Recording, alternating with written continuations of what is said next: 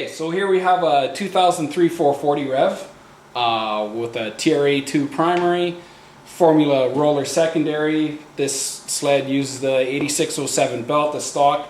The tools you'll need to take these clutches off is a 13mm wrench for the secondary, 13/16 socket for the primary clutch bolt, puller 7/8 wrench for the puller, and I think we're good to go. So one of the first things to do, just for ease of taking this off, is to find out where the timing mark is on the clutch, so you can roll it around and you'll probably find an arrow. Some of them, they're not cast very good, but that's okay. I took the liberty of marking this already, so you can actually see a little timing mark here too on the sliding sheave. If you want, you can give that a mark, and then mark straight across back to the stationary sheave. You'll see a notch in the back. Should be a notch. Sometimes there's not. Sometimes it's a little casting indent. Anyway, this is how it should be done when we go to put the clutch back together. So I guess we can take it apart. And one of the first things you'll need to hold the clutch is this clutch wrench. Then we'll take the belt off. You can hold the brake and just simply grab. Oh, take this off. There we go. And this is the 4-fingered grunt tool. We'll take our 13/16, remove the clutch bolt.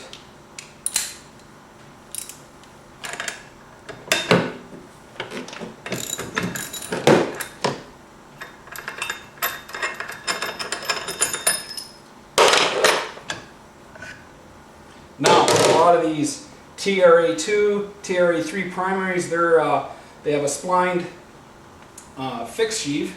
So sometimes what we can do is we can actually take this off. But for purposes of proper illustration, put it back on, and we'll take it off the right way.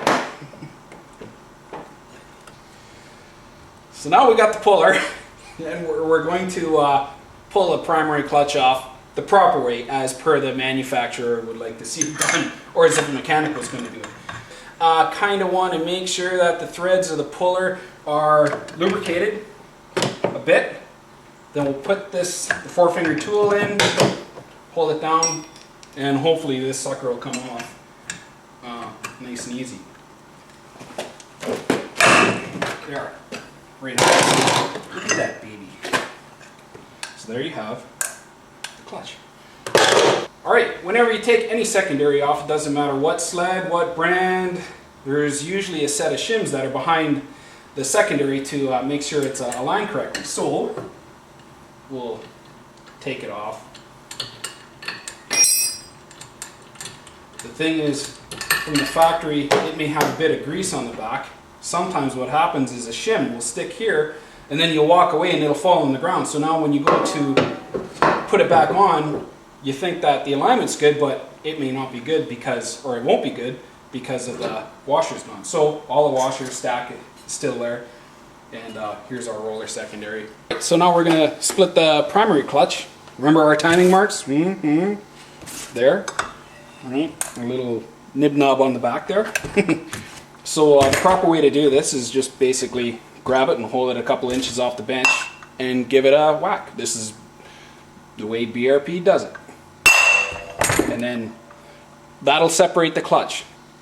So we got the clutch split here, and we'll take the puller out.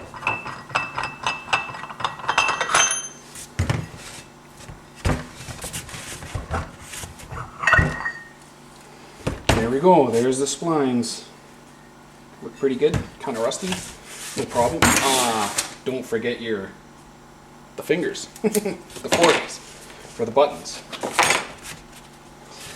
You can use the puller to kind of pry the primary up, or sometimes here what I'll do is I'll just use my fingers.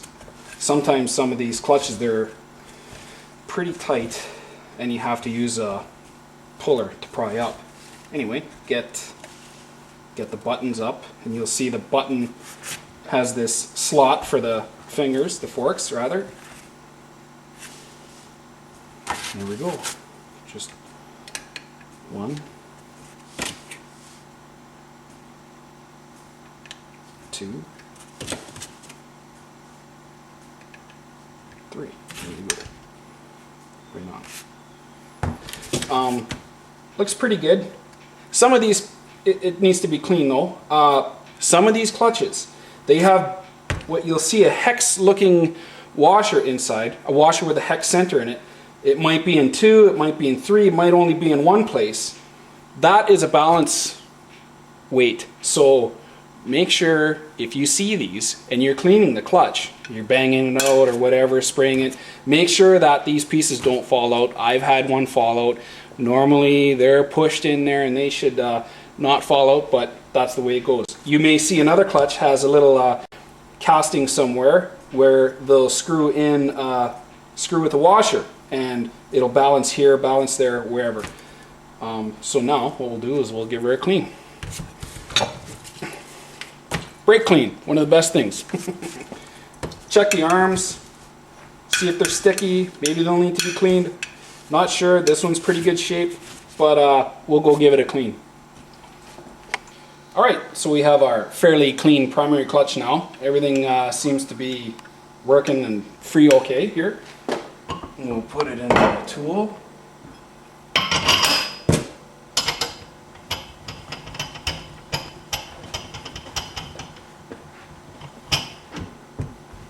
And we'll get ready to, first thing we're going to do is pull the primary spring cover cup off.